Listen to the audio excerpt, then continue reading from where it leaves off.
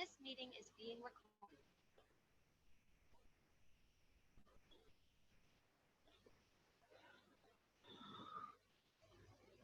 देखते हैं दोस्तों आज जैसे कि कल तक हमने डिस्कस किया था कि जब भी हम ट्रेड लेंगे तो हम क्या करेंगे, ट्रेडिंग व्यू को ओपन करेंगे।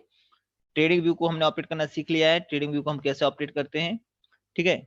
अब हमें सबसे पहला काम क्या होता है, ट्रेंड को आइडेंटिफाई करना, जो हम कल आपको बता चुके थे। अब दूसरा काम ये है कि हमें इसमें सपोर्ट और रेजिस्टेंस को ड्रॉ करना होता है। तो आज हम है ना ट्रेंड आइडेंटिफाई के साथ में हम सपोर्ट और रेजिस्टेंस ड्रॉ करना सीखेंगे। तो दोस्तों सपोर्ट और रेजिस्टेंस ड्रॉ करने के लिए हमारे लिए दो चीजें इंपॉर्टेंट हैं। जैसे आपके सामने मैं इनको सबको हटा देता हूं, मैं कोई एक करेंसी ले लेता हूं, फॉर एग्जांपल चलो मैं गोल्ड लेते हैं। हमने ये गोल्ड सिलेक्ट कर लिया है। चलिए अब हमें ये देखना है कि अभी के लिए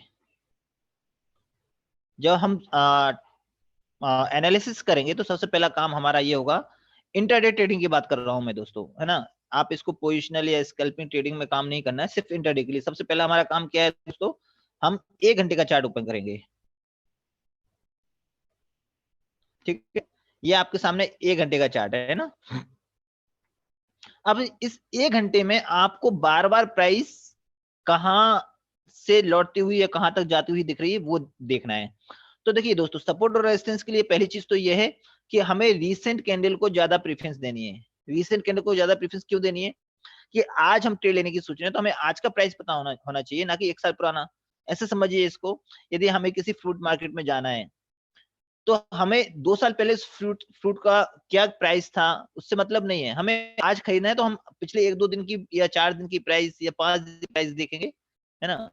कहने का मतलब ये, हम जब भी सपोर्ट और रेजिस्टेंस ड्रॉ करेंगे तो हमें रीसेंट कैंडल को ज्यादा तवज्जो देनी है as compare as previous candles. मतलब जो पिछली कैंडल है, जैसे कि ये देखिए, ये जो पिछले कैंडल है इनसे ज्यादा हमें तवज्जो देनी है किसको, नई कैंडल को। नई कैंडल मतलब जो अभी बन रही है तो ये देखिए। दूसरा काम ये है, कोशिश ये करनी है ज्यादा से ज्यादा बॉडी, कैंडल की बॉडी मतलब ये, और ये ऊपर जो छोटी सी डंडी निकली है ना, ये नीचे जो छोटी सी डंडी निकल रही है, इनको अपन विक बोलते हैं, विक। इसके बारे में अपन पढ़ेंगे दोस्तों। तो अपन को कोशिश ये करनी है कि ज्यादा से ज्यादा बॉडीज और ज्यादा से ज्यादा विक टच हो। तो अभी देखिए मैं ऐसा करता हूं, इस यहां से एक लाइन ड्रॉ करता हूं। मुझे लगता है कि बार बार प्राइस इस तरह चल रहा था, ठीक है। देखो ये सारी बॉडीज टच हो गई, आप चाहें तो इसको थोड़ा सा नीचे कर सकते हैं, नो इशू। इस लाइन को थोड़ा सा नीचे कर सकते हैं। तो जब भी हम ये सपोर्ट और रेजिस्टेंस ड्रॉ करते हैं तो ये मतलब, ये 10 लोग ड्रॉ कर रहे हैं तो 10 लोग अपने दिमाग के हिसाब से अलग अलग लाइन ड्रॉ करेंगे। कोई यूनिवर्सल ट्रुथ नहीं है कि लाइन यहीं से जाएगी। अब जैसे ये देखिए, मैं एक लाइन और ड्रॉ करता हूँ यहाँ पे। मुझे ये लगता है कि ये जोन जो है यहाँ पे काफी प्राइस ने, अब देखिए सपोर्ट क्या होता है, एक ऐसा एरिया जिसपे प्राइस टकराता है और ऊपर चला जाता है, फिर एक ऐसा एरिया जिसपे टकराता है फिर ऊपर चला जाता है। तो ये तो हो गया आपका सपोर्ट, और जिससे टकरा के वापस आता है ये हो गया आपका रेजिस्टेंस। तो मैं यहाँ पे बात करने वाला था, एक तो मुझे ये दिख रहा है 1 घंटे में, है ना, और क्या दिख रहा है, और मुझे ये दिख रहा है, देखो इसको आप थोड़ा सा छोटा कर लें ताकि पूरी स्क्रीन विजिबल हो। अच्छा, और देखिए, और मुझे 1 घंटे में क्या क्या दिख रहा है, मुझे 1 घंटे में दिख रहा है कि काफी प्राइस रेजिस्टेंस लिया है, काफी टाइम तक प्राइस ने क्या है, इस एरिया में काफी टाइम तक प्राइस ने क्या किया है, रेजिस्टेंस लिया है, और यहाँ पे भी काफी टाइम उसने रेजिस्टेंस लिया है, ठीक है। तो इस तरह हमें क्या होता है, सपोर्ट और रेजिस्टेंस ड्रॉ करने पड़ते हैं 1 घंटे के चार्ट में ना। फिर हमें क्या करना होता है, 30 मिनट के चार्ट में हम आएंगे, और 30 मिनट के चार्ट में हम क्या करेंगे, सपोर्ट और रेजिस्टेंस ड्रॉ करने की कोशिश करेंगे। तो 30 मिनट में हालांकि इसमें अभी कोई एक तो रिसेंट ये जो लेवल है ये हमारा क्या है, रिसेंट सपोर्ट है, ये जो लेवल है, ठीक है ना। एक सेकेंड, ये जो लेवल ये रिसेंट सपोर्ट है ना। और एक रिसेंट अपन रेजिस्टेंस देखें तो मुझे ये जो लेवल है, ये दिख रहा है, ठीक है। अच्छा, अब हमें क्या करना है, 15 मिनट के चार्ट पे जाना है। 15 मिनट के चार्ट पे हमें क्या करना है, कुछ दिख रहा है तो आप वहां पे लाइन ड्रॉ कर देंगे। तो यहाँ पे मुझे ऐसा कुछ खास नहीं दिख रहा है, हल्का सा एक यहाँ पे अपन चाहे तो प्राइस ने यहाँ पे बाउंस बैक किया था, देखो यहाँ से, देखो इन यहाँ पे देखो, इनको टच करते हुए और ये इनको टच करते हुए। तो कहने का मतलब ये है कि हमें ट्रेंड को आइडेंटिफाई करने के बाद सपोर्ट और रेजिस्टेंस दोस्तों ड्रॉ करने पड़ते हैं। अब चूंकि इसमें है ना, आप देखो इसमें प्रॉपर ट्रेंड नहीं दिख रहा था,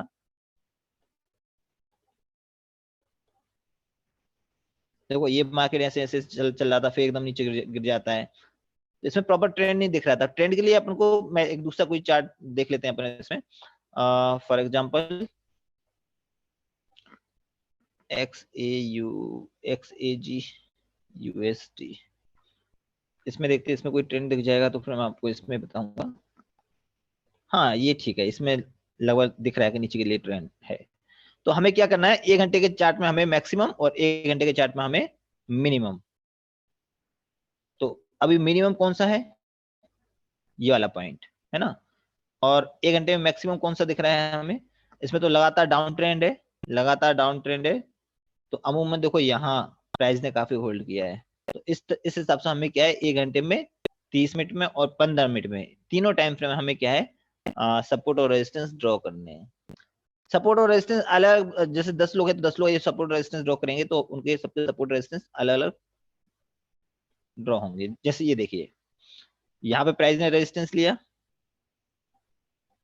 मैं यदि ड्रॉ करूं तो यहाँ से देखो, जिस लाइन पे सपोर्ट ले रहा था प्राइस, यहाँ पे आता है, फिर नीचे आता है, फिर ऊपर जाता है, फिर इस पे आता है, फिर ऊपर आता है, फिर इस पे आता है, फिर ये तोड़ देता है इसको, है ना। फिर जो सपोर्ट था वो क्या बन गया, रेजिस्टेंस, इससे टकराता है, फिर नीचे, फिर इसको तोड़ने की कोशिश करता है, फिर नीचे आ जाता है, ठीक है। अच्छा अब देखो, ये यहाँ पे इस लेवल पे देखो, रिसेंटली प्राइस इस लेवल पे आया है ना, तो हम क्या करेंगे, एक छोटी सी लाइन यहाँ पे भी ड्रॉ कर देंगे। तो इसका मतलब ये है कि इसको इसने तोड़ दिया, इसको इसने तोड़ दिया, तो अब ये इसको क्या कर रहा है, रीटेस्ट कर रहा है। रीटेस्ट हम समझेंगे, अभी तो अपन सिर्फ और सिर्फ सपोर्ट और रेजिस्टेंस ड्रॉ करना सीख रहे हैं। सपोर्ट और रेजिस्टेंस रिसेंटली हमें प्राइस कहाँ तक गया था और कहाँ से बार बार लौट के आया है, उसको देखना होता है। तो पहला काम था हमें मार्केट में ट्रेंड को आइडेंटिफाई करना है, दूसरा है हमें सपोर्ट और रेजिस्टेंस को निकालना। अब हम आते हैं कैंडल पे। तो दोस्तों देखो, आपको मार्केट में 2 कलर की कैंडल दिखेंगी, एक तो होगी ग्रीन, एक होगी रेड, ठीक है ना।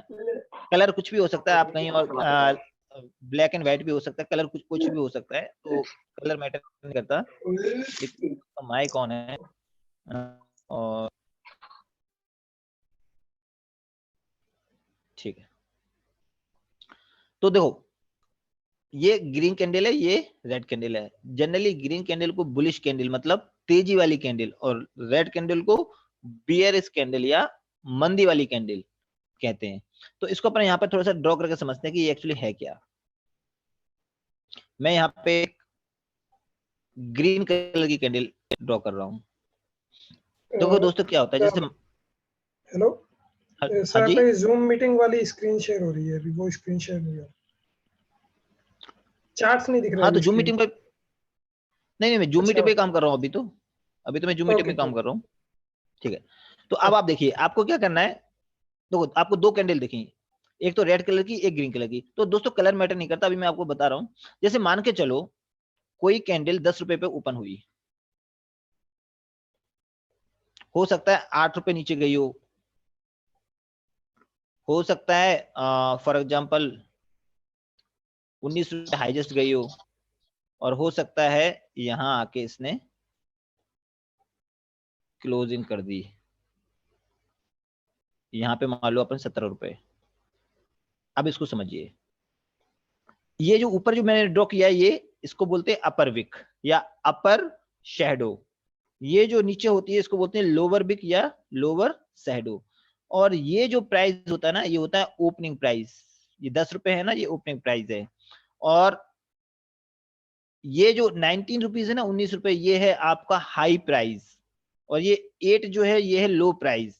और ये 17 जो है, ये है क्लोजिंग प्राइस। मतलब अपर शेडो, ये लोअर शेडो, और ये जो होता है ना, ये होती है बॉडी, कैंडल की बॉडी। ये कैंडल की क्या होती है दोस्तों? बॉडी। तो हर कैंडल में आपको 4 प्राइस दिखती हैं, लो, हाई, ओपन और क्लोज।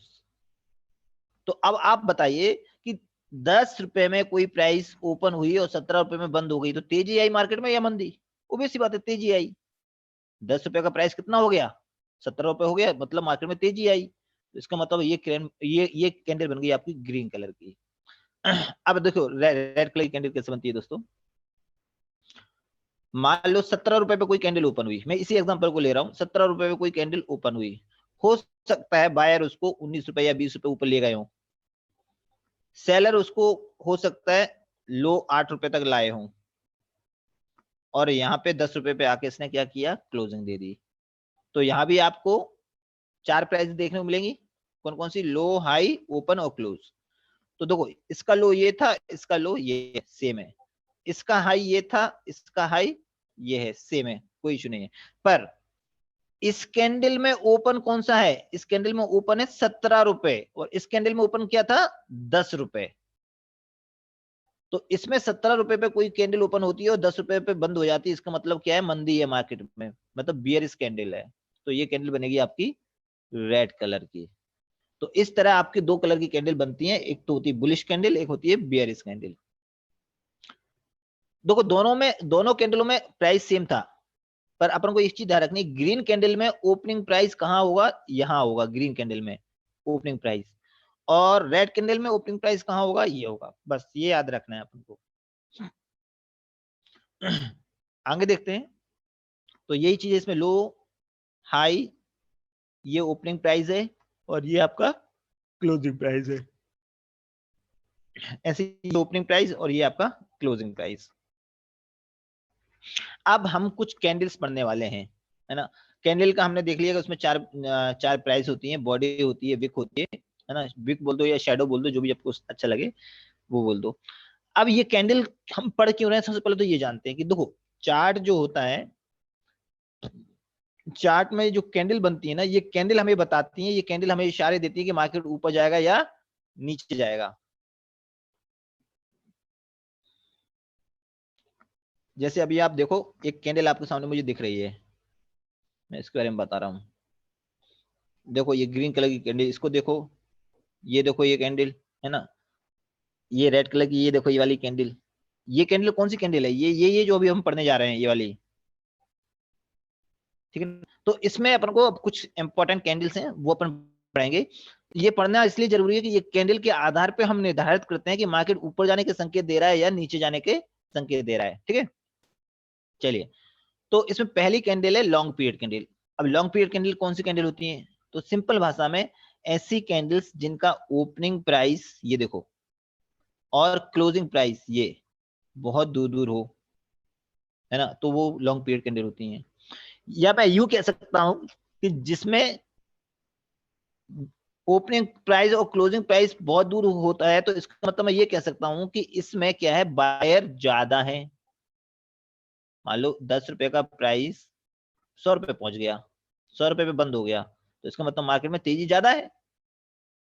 तो एक लाइन में हम ये बोल सकते हैं, जितनी बड़ी बॉडी बनेगी कैंडल की उतनी ज्यादा तेजी, और ये जितनी बड़ी बॉडी बनेगी उतनी ज्यादा मंदी है मार्केट में। ये बुलिशनेस को दर्शाता है और ये बियरिशनेस को दर्शाता है। तो लॉन्ग पीरियड कैंडल की सिंपल सी डेफिनेशन ये है कि जहां पे ओपनिंग प्राइस और क्लोजिंग प्राइस दूर दूर होता है, या हम यूं कह सकते हैं कि बुलिश, ये बहुत ज्यादा तेजी है। मैंने एक लैब दिखा रहा हूं आपको, देखो देखो ये ग्रीन कैंडल, ये भी है, ये भी ग्रीन है, ये भी ग्रीन है, ये भी ग्रीन है, ये भी ग्रीन है, पर ये देखो ये ग्रीन ज्यादा बड़ी है। तो ये होगी हमारी लॉन्ग पीरियड कैंडल। एक दो और देखते हैं। देखिए, ये देखिए ये ग्रीन कैंडल बहुत बड़ी है, तो ये हमारी लॉन्ग पीरियड कैंडल। ये देखिए ये देखो ये रेड वाली ये। तो इस तरह की कैंडल हमें क्या बताती है? मार्केट में या तो बायर्स ज्यादा है या सेलर्स ज्यादा है। अब आता है शॉर्ट पीरियड कैंडल। तो शॉर्ट पीरियड कैंडल वो कैंडल होती है जिसमें ओपनिंग प्राइस और क्लोजिंग प्राइस पास पास में होता है। अब मैं इसको थोड़ा सा एक डायग्राम ड्रॉ करते हैं अपन, इसको थोड़ा सा डायग्राम ड्रॉ करने के बाद समझते हैं, ठीक है ना। मैं ग्रीन कलर की कैंडल बना रहा हूँ, उसका उल्टा लाल रेड कलर की कैंडल हो जाएगी, तो आप वैसे समझ लेना। मान के चलो किसी समय किसी कैंडल की प्राइस 10 रुपए पे ओपन हुई, हो सकता है भाई 8-7 रुपए नीचे गई हो, है ना, और उसने क्लोजिंग दे दी मान लो 50 रुपए पे, और हाईएस्ट हो सकता है 51, 52 या 53 जो भी है गई।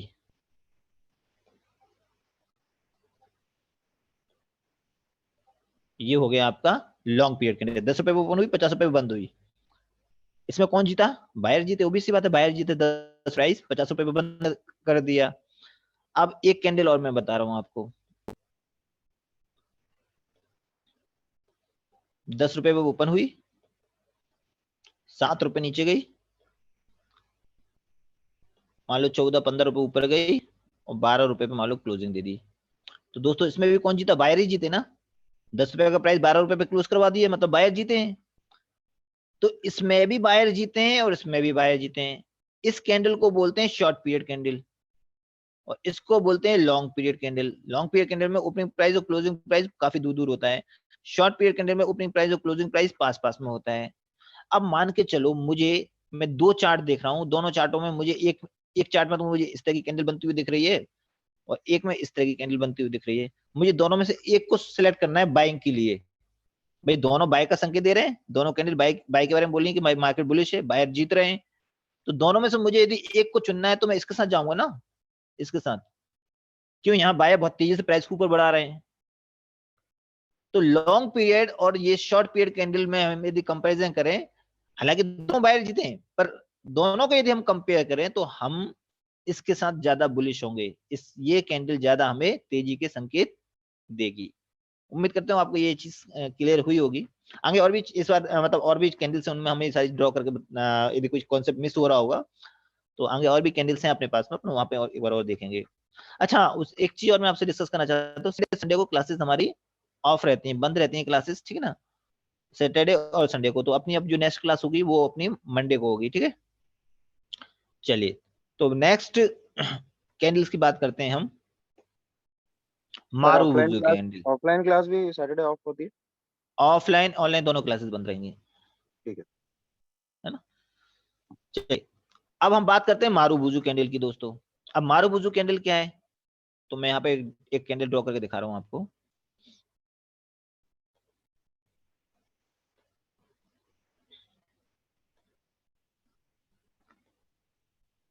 थोड़ा ड्राइंग टेढ़ा तिरछा हो सकता है ना। चलिए देखो, मारुबुजु कैंडल कौन सी कैंडल होती है? ऐसी कैंडल जिसमें ओपनिंग प्राइस और क्लोजिंग प्राइस बहुत दूर दूर हो। तो आप बोलोगे सर ये तो अभी आपने लॉन्ग पीरियड कैंडल में बताया था। हाँ, पर एक अंतर है इस कैंडल में। इस कैंडल में मैं यहाँ लॉन्ग पीरियड कैंडल भी ड्रॉ कर रहा हूँ ताकि आपको कंपैरिजन क्लियर कर सकूं कि दोनों में अंतर क्या होता है। मान लो ये हमारी लॉन्ग पीरियड कैंडल है जो भी हमने पढ़ी थी थोड़ी देर पहले, ये हमारी लॉन्ग पीरियड कैंडल है। वहां पे भी 10 रुपए लिखा था, और यहाँ भी 50 रुपए लिखा था, और शायद यहाँ पे 52, 53 या 54 जो भी लिखा था, है ना, और यहाँ पे 7-8 रुपए लिखा था, है ना। तो देखो मारुबुजु कैंडल वो होती है जिसमें ओपनिंग प्राइस और क्लोजिंग प्राइस बहुत दूर दूर होती है, तो वो तो इसमें भी है। पर एक मेन अंतर है मारुबुजु में। मारुबुजु में लोअर विक नहीं होती और अपर विक नहीं होती। लोअर विक नहीं होती या अपर विक नहीं होती, और यदि हुई भी तो बहुत छोटी सी दिखेगी। और इसमें क्या है, इसमें लोअर विक भी होती है, इसमें अपर विक भी होती है। लोअर विक क्या दर्शाती है? सेलर नीचे की तरफ खींच के ले आए मार्केट को। अपर विक क्या दर्शाती है? मार्केट तो अपर विक में जब अपर विक बनती है तो सेलर ऊपर से नीचे खींचते हैं, मैंने उल्टा बोल दिया। मान लो प्राइस यहां तक पहुंच गया था पर सेलर इसको यहां तक ले आए, है ना। ऐसी जब ओपन हुई 10 रुपए पे तो सेलर इसको 7 रुपए पे ले आए, मतलब सेलर इसमें एक्टिवेट है। सेलर इस प्राइस को यहाँ पे ले आए और बायर 10 रुपए की प्राइस को 50 रुपए तक ले गए। तो कहने का मतलब ये है, जब बायर सेलर के बीच में झगड़ा होता है या बायर सेलर के बीच में कंपटीशन चलता है तो विक छूट जाती है, विक बन जाती है। अब इसमें देखो मान लो ये 9.8 नीचे गया, ये वाली कैंडल है ना, और मान लो ये 50.1 ऊपर गई, तो छोटी सी बिक छुट जाएगी ना भाई। जितना ऊपर जाएगा उतना ऊपर वाली बिक बड़ी हो जाएगी, जितना नीचे जाएगा उतना नीचे वाली बिक बड़ी हो जाएगी। तो अपन ये 9.8 या ये 50.1 को अपन क्या नेग्लिजिबल मान सकते हैं, लगभग अपन इसको 50 मान सकते हैं, और इसको 9.8 को अपन क्या मान सकते हैं, लगभग 10 मान सकते हैं। तो कई बार ऐसा केस दिख जाएगा आपको चार्ट में जिसमें अपर विक या लोअर विक छोटी छोटी दिख जाएंगी, तो अपन उसको भी मारूबुजू कैंडल कहेंगे। लॉन्ग पीरियड कैंडल में आपको फ्लक्चुएशन ज्यादा दिखेगा। देखो 10 रुपए पे कैंडल ओपन हुई, सेलर हावी हुए, प्राइस को 7 रुपए तक ले गए, मतलब सेलर इसमें दिख रहे हैं, एक्टिवेट दिख रहे हैं। जबकि इस केस में सेलर को दबा रखा है बायर ने, इस केस में सेलर को दबा रखा है, सीधे 10 रुपए पे ओपन हुई और सीधे 50 रुपए पे क्लोजिंग। सेलर ने कोशिश तो की होगी पर प्राइस को नीचे नहीं ले जा पाए, मतलब इसमें बायर ज्यादा ताकतवर है। इसमें बायर ताकतवर तो है, इसमें कोई दो राय नहीं है, पर इसमें सेलर का भी कुछ वो झलक दिख रही है। बिक नीचे आ गई ना, तो सेलर की भी कुछ झलक दिख रही है। अब समझते हैं यदि हमें इन दोनों में से किसी एक में बाइंग करनी है, तो ओबीसी बात है मैं इसके साथ जाऊंगा। क्यों? इसमें सेलर को कंप्लीटली दबा रखा है, इसमें सेलर को कंप्लीटली दबा नहीं रखा है, सेलर का झलक दिख रही है। सेलर प्राइस को 10 रुपए को 7 रुपए तक ले आए, 54 रुपए को 50 रुपए तक ले आए। तो यदि दोनों में से मुझे एक चूज करना है तो मारूबुजू के साथ में बाइंग की पोजीशन बनाऊंगा। मारूबुजू कैंडल बहुत स्ट्रॉन्ग कैंडल होती है दोस्तों, बहुत स्ट्रॉन्ग कैंडल। एक बार मारूबुजू बनती है तो लगभग लगभग कंफर्म हो जाता है कि मार्केट ऊपर या नीचे जाने के संकेत दे रहा है। मैं एक बार आपको लाइव चार्ट पे भी दिखा देता हूँ इसको, मारूबुजू को।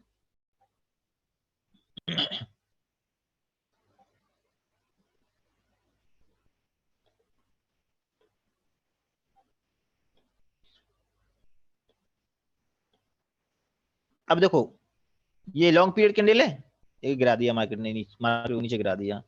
अच्छा अब ये जरूरी नहीं है कि हर बार ऐसा होगा, अमूमन तो होता है, पर इसका मतलब ये नहीं है कि आप हर दिन सुबह से लेकर शाम तक आप ये कैंडल देखें और बस इंतजार करें, है ना। अब देखो ये लॉन्ग पीरियड कैंडल, ये देखो नीचे वाली बिग बड़ी दिखी है, ये नीचे वाली बिग बड़ी दिखी है ना, तो देखो मार्केट नीचे गिर गया, वो गिरते ही चला जा रहा है अभी भी। ये देखो लॉन्ग पीरियड कैंडल, ये देखो मार्केट ऊपर भगा दिया इसने। ये देखो लॉन्ग पीरियड कैंडल, मैं आपको देखो ये है मारूबुजू, हल्की सी एक ऊपर छोटी, मैं थोड़ा जूम करके दिखाता हूँ इसको, हल्की सी एक छोटी सी बिक ऊपर दिख रही है, यहाँ नीचे तो है ही नहीं बिक, तो ये मारूबुजू है। और ये भी छोटी सी बिक नीचे निकल आई है, छोटी सी ऊपर निकल आई, तो ये भी मारूबुजू है। तो देखो मार्केट ऊपर गया है। तो इस तरह की आपको मारूबुजू कैंडल देखने को मिल जाएंगी। चलो और बाद में देखेंगे, आगे आगे का क्वेश्चन देखते हैं। तो हमारा ये हो गया मारूबुजू कैंडल। अब आता है स्पिनिंग टॉप, तो मैं एक बार इसको ड्रॉ करके दिखाता हूं आपको। Spinning top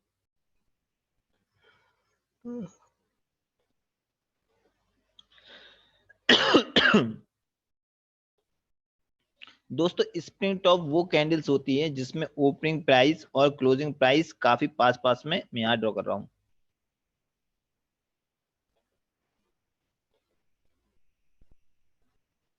one minute.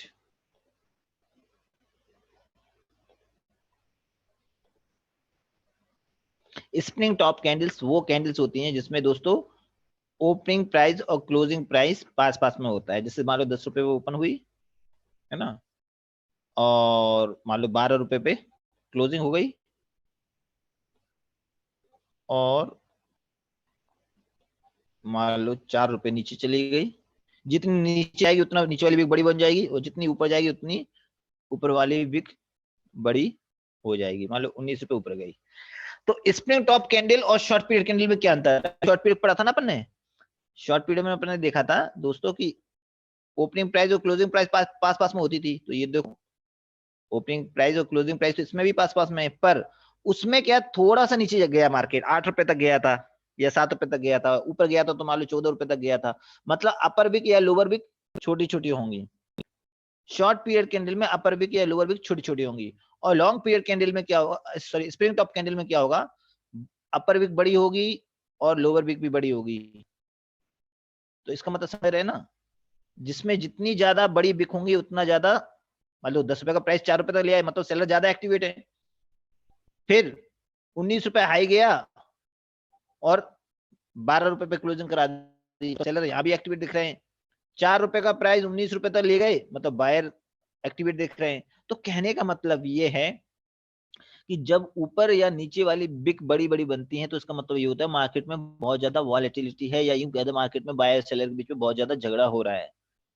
देखो दोनों केस में, इस वाले केस में भी बायर जीते हैं और इसमें भी बायर जीते हैं, पर दोनों में से मुझे एक को चूज करना हो बाइंग के लिए तो मैं इसके साथ जाना प्रेफर करूंगा, ना कि इसके साथ।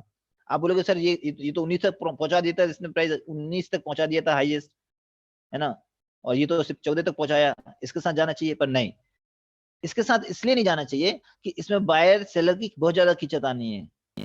सेलर भी बहुत ज्यादा ताकतवर दिख रहे हैं इसमें, 10 रुपए का प्राइस को 4 रुपए तक ले आए थे, और यहाँ पे 10 रुपए का प्राइस सिर्फ 8 रुपए तक आया। तो मैं इन दोनों में से यदि मैं बाइंग की पोजीशन बनाना चाहूंगा तो मैं इसके साथ बनाऊंगा। तो ये हो गया आपका शॉर्ट पीरियड कैंडल, और इसको बोलते हैं स्पिनिंग टॉप कैंडल। ठीक है, मैं ग्रीन कलर की बता रहा हूँ, रेड कलर का जिसका जस्ट उल्टा हो जाता है। चलिए नेक्स्ट देखते हैं हम डॉजी। नेक्स्ट जो हमारी कैंडल है वो है दोस्तों डॉजी। तो डॉजी की डेफिनेशन क्या है? डॉजी की डेफिनेशन है दोस्तों, जब कोई कैंडल ओपन होती है,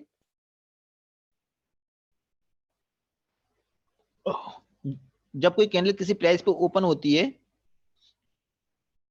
और थोड़ा सा नीचे जाती है, मान लो थोड़ा सा हो सकता है ऊपर जाती हो, और आके उसी प्राइस पे क्लोजिंग दे दे, उसी प्राइस पे क्लोजिंग दे दे, तो बॉडी बनेगी नहीं, बॉडी बनेगी नहीं, तो इसको बोलते हैं डॉजी।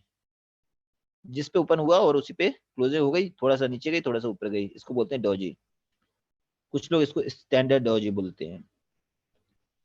दूसरा आपको डॉजी मिलेगा लॉन्ग लेग्ड डॉजी, जिसकी टांगे लंबी हैं, जिसके पैर लंबे हैं। उसमें क्या होता है, 10 रुपए पे मान लो कैंडल ओपन हुई, मान लो 15 रुपए ऊपर हाई गई, 15-17 जो भी है, 4 रुपए नीचे लो गई, तो ये हो गई आपकी लॉन्ग लेग डॉजी। इसके पैर क्या है, लंबे लंबे हो गए। ये वही है जो अभी अपने पढ़ा था ना स्प्रिंग टॉप, ये उसी तरह की कैंडल हो गई। बस स्प्रिंग टॉप में थोड़ा सा ऊपर क्लोजिंग देते हैं। स्प्रिंग टॉप में यदि यहाँ पर आता प्राइस यहाँ पे और ऐसा क्लोज आता तो ये स्प्रिंग टॉप हो जाती, पर टाइम था तो टाइम आके यहाँ तक प्राइस आ गया, यहाँ पे क्लोजिंग दे दी, तो ये हो गया आपका लॉन्ग लेग डॉजी। तीसरा है आपका grave stone doji. Grave stone doji में क्या होता है दोस्तों, 10 रुपए प्राइस ओपन हुई, नीचे नहीं गई, सीधे ऊपर गई, मान लो थोड़ा टेढ़ा बन गया, मान लो 18-20 रुपए जो भी है, ऊपर गई और फिर ऊपर से नीचे आई और 10 रुपए पे क्या हुआ, क्लोजिंग दे दी, तो ग्रेव स्टोन डॉजी। और इसी का उल्टा dragon fly Doge. Dragon fly Doge मान लो 10 रुपए पे ओपन हुई तो ऊपर नहीं गई, नीचे आई, मान लो 2 रुपए या 3 रुपए, तो ये हो गया आपका ड्रैगन फ्लाई डॉजी। तो अब ये हमारे क्या काम का है, सुनिए एक लाइन में मैं आपको बताता हूं। जब किसी कैंडल में लोअर बिग बड़ी बनती है तो वो इशारे देती है मार्केट को ऊपर ले जाने के, और जब किसी कैंडल डॉजी में ऊपर वाली भी बिग बड़ी बनती है तो मार्केट को नीचे ले जाने के इशारे देती है। Short and sweet. मैं एक आध आपको बताता हूँ, यहाँ पे शायद दिख जाएगा कोई लाइव। अब ये जरूरी नहीं है कि हमेशा मतलब जैसे मैं बता रहा हूँ हमेशा बिल्कुल वैसे ही काम करेंगी, पर अमूमन केस में काम करती हैं। ठीक है ना, तो अपन देखते हैं। देखो अपनी ये स्प्रिंग टॉप टाइप की कैंडल थी ना, ये है। अभी हम आपको डॉजी डॉजी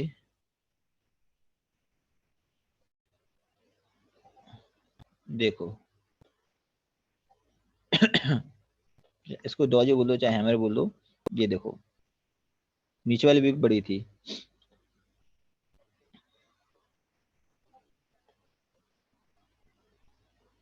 ये देखो डॉजी।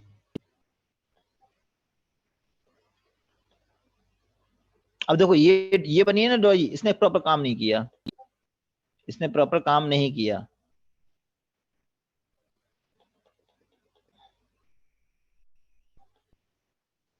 देखते हैं पर एक दो डॉजी और मिल जाएंगी तो। देखो ये लॉन्ग पीरियड कैंडल है, लॉन्ग पीरियड कैंडल दोस्तों।